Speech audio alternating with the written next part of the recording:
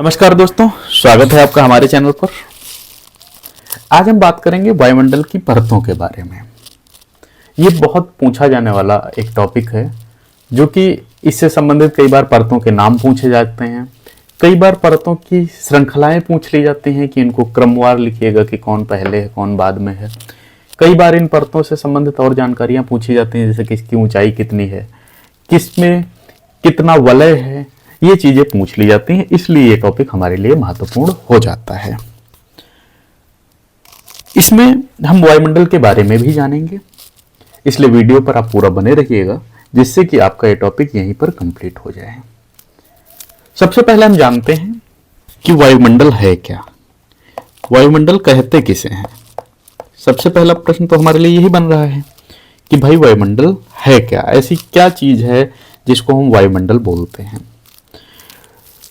तो वायुमंडल की अगर हम बात करते हैं, पृथ्वी के चारों ओर, जो हमारी पृथ्वी है, इसके चारों ओर कुछ न कुछ गैसें हैं, कुछ न कुछ हवाएं हैं, कुछ न कुछ ऐसी गैसों का मिश्रण है जो पृथ्वी के लिए महत्वपूर्ण भी है और हमें सूर्य की जो किरणें होती हैं, सूर्य की यदि कोई हानिकारक किरणें हैं तो उनसे हमारी ये रक्षा भी करती हैं। ये जो गैसें हैं, तो इन्हीं गैसों का एक मिश्रण है, जो इन्हीं वायु का एक मिश्रण है, जो कि पृथ्वी को बीच में कहीं न कहीं से सुरक्षा प्रदान करता है, एक आवरण प्रदान करता है। तो उसको हम क्या बोलते हैं? वायुमंडल। वायु प्लस मंडल, यानी कोई एक ऐसा घेरा जो कि पृथ्वी से हमारी रक्षा करता है, हमें बचाता है, सूर्य की हानिकारक किरणों से हमें बचाता है, जलवायु को नियंत्रित करता है और हमें ऑक्सीजन प्रदान करता है। ऑक्सीजन भी तो एक हवा है। आप ये समझिएगा, जैसे जो हम हवा लेते हैं या जो हम छोड़ते हैं, ये दोनों हवा ही तो हैं, फिर वापस जाके कहाँ मिलते हैं? वायुमंडल में मिल जाती हैं। वायुमंडल में जब फिर से मिल जाती हैं तो यानी बहुत सारी गैसों का मिश्रण वायुमंडल में हम कह सकते हैं है, जो कि हमारे जीवन के लिए आवश्यक है, जो कि हमें एक आवरण प्रदान करता है, पृथ्वी को एक आवरण प्रदान करता है। तो इसी पृथ्वी के चारों ओर फैली हुई वायु की परत को हम वायुमंडल कहते हैं। समझ गए? वायुमंडल हमारी समझ में आ गया होगा कि ये जो परत है, जो पृथ्वी है, इसके बाहर की जो परतें हैं, अलग अलग गैसों से बनी हुई मिश्रण, तो इसको हम वायुमंडल कहते हैं। इसकी चार जो है 5 परतें हैं, मुख्य हैं 4, वैसे 5 परतें हैं इसमें। क्षोभ मंडल, समताप मंडल, मध्य मंडल, इसके बाद आता है आयन मंडल और बहिर्मंडल। 5 परतें, हम पांचों को अलग अलग समझेंगे, क्योंकि सबकी जो 5 परतें हैं, सबकी अलग अलग प्रवृत्तियां हैं, सबकी प्रवृत्तियां अलग अलग हैं और परीक्षाओं में ये हमसे पूछी जाती हैं, इसलिए हमारे लिए पढ़ना महत्वपूर्ण हो जाता है। सबसे पहली जो आती है वो है क्षोभ मंडल। पहली जो परत है कौन सी है? क्षोभ मंडल। इसको हम और क्या बोलते हैं?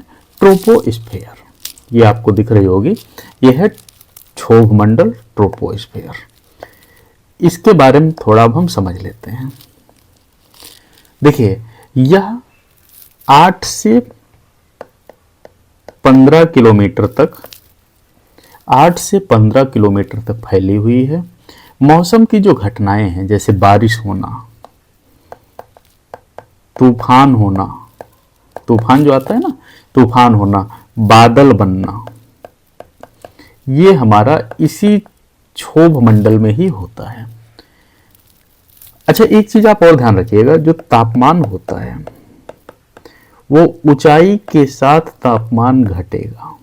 ठीक है, ये प्रश्न कई बार पूछा गया है कि यदि हमारी ऊंचाई बढ़ रही है तो ऊंचाई के साथ तापमान घटेगा। ये हमेशा ध्यान रखिएगा। उसमें ऑप्शन रहता है कि बढ़ेगा, घटेगा, पहले बढ़ेगा फिर घटेगा, पहले घटेगा फिर बढ़ेगा, ऐसे करके आपको विकल्प मिलते हैं जो कंफ्यूज करने वाले होते हैं। हमें इसमें सीधे सीधे ध्यान रखना है कि ऊंचाई के साथ तापमान घटेगा। क्षोभ मंडल के बारे में हमें ये मुख्य जो चीजें थी वो हैं, पहली चीज है कितना है? 8 से 15 किलोमीटर। ठीक, पहला।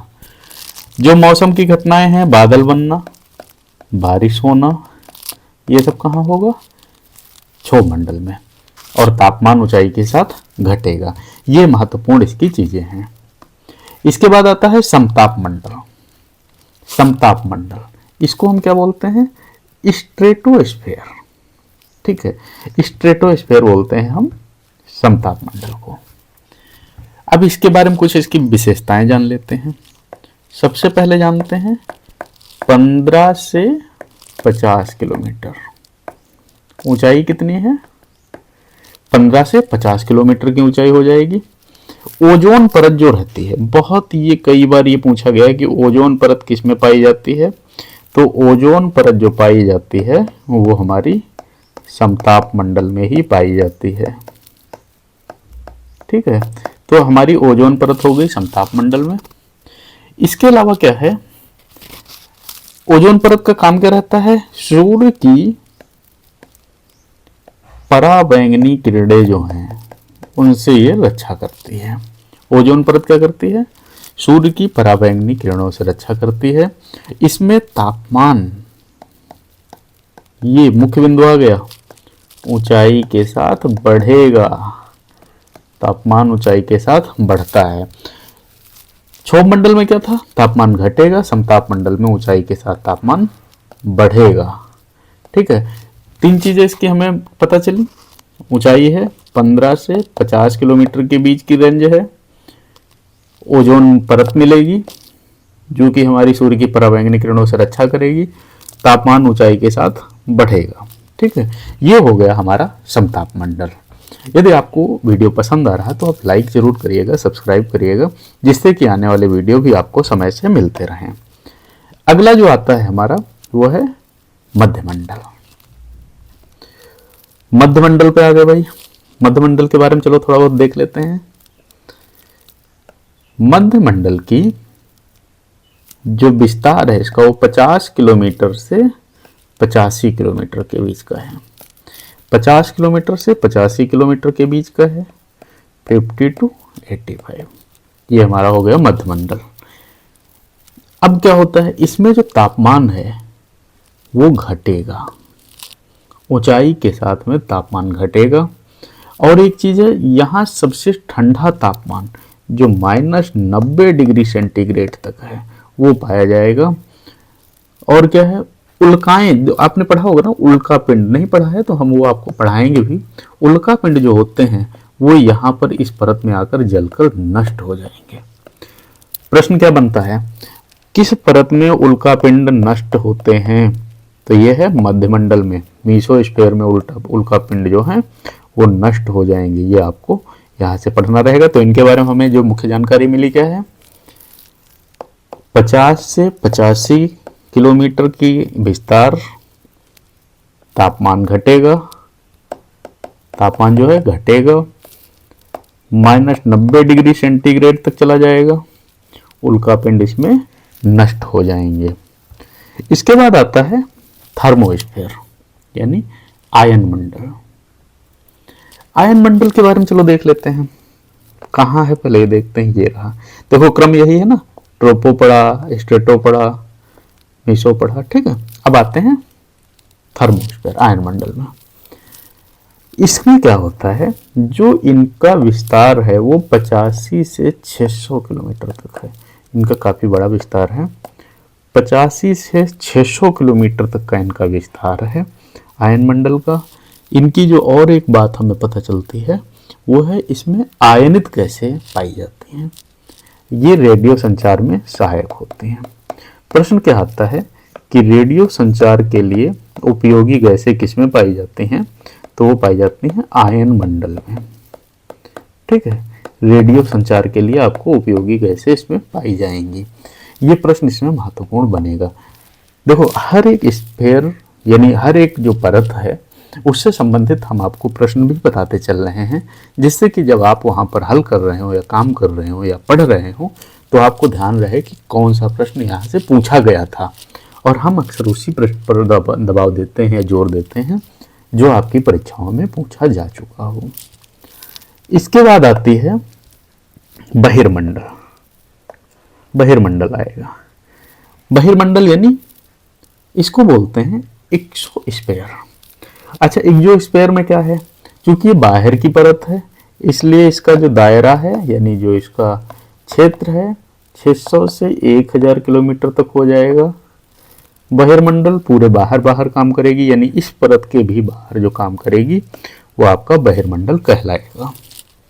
ठीक है, यहाँ वायु के अणु बहुत विरल होते हैं और यह धीरे धीरे अंतरिक्ष में विलीन हो जाता है। देखो इसमें जो बहिर्मंडल में क्या है, जो वायु है बहुत इसके कण अलग अलग होते हैं, कोई डायरेक्शन नहीं होता है। ठीक है, और ये अंतरिक्ष के संपर्क में सीधे सीधे रहती है। तो अब यहाँ पर जो कण आएगा या यहाँ पर जो क्रिया होगी वो अंतरिक्ष के संपर्क में होगी, यानी वो धीरे धीरे अंतरिक्ष की तरफ ही गतिमान होती रहती है। ये बहिर्मंडल है। इसमें जो गैसें पाई जाती हैं वो हाइड्रोजन है और हीलियम है। हीलियम गैस पाई जाती है।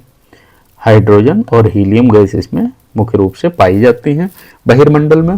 तो बहिर्मंडल के बारे में क्या क्या हमने जाना, 600 से 1000 किलोमीटर का विस्तार हो गया, अणु विरल हो गए। ठीक है, गैस कौन सी है, हाइड्रोजन और हीलियम गैस इसमें पाई जाती है। तो ये हमारे हो गए बहुत जो महत्वपूर्ण रहने वाले थे वो परतें वायुमंडल की। यदि आप कोई वीडियो पसंद आया तो आप लाइक करिएगा, कमेंट करिएगा, शेयर करिएगा। चैनल पर नए हैं तो सब्सक्राइब करिएगा, जिससे कि आपकी तैयारी को एक बहुत महत्वपूर्ण बल दे मिले, आपकी तैयारी को एक मजबूती दे मिले। कोशिश हमारी ये रहेगी कि हम आपके प्रयास यानी आपकी जो तैयारी है उसको सफल करने में थोड़ा सहयोग कर सकें। चैनल पर आप नए हैं तो सब्सक्राइब जरूर करिएगा। कोई सुझाव है तो वो भी आप दे सकते हैं। यदि आपको कोई चीज़ नहीं समझ आ रही है, आपको दोबारा पूछना है या कोई और सुझाव है तो आप वो दे सकते हैं। हम आपके स्टैटिक जीके के जो पोर्शन हैं उनको हम कवर करेंगे और कोशिश रहेगी कि हम हिस्ट्री, ज्योग्राफी या जो भी आपके ज़रूरी सब्जेक्ट हैं उन पर सब पर आपको लेक्चर दें यानी वीडियो दें और आपकी तैयारी मजबूत होती चले। मिलते हैं अगले वीडियो में। धन्यवाद।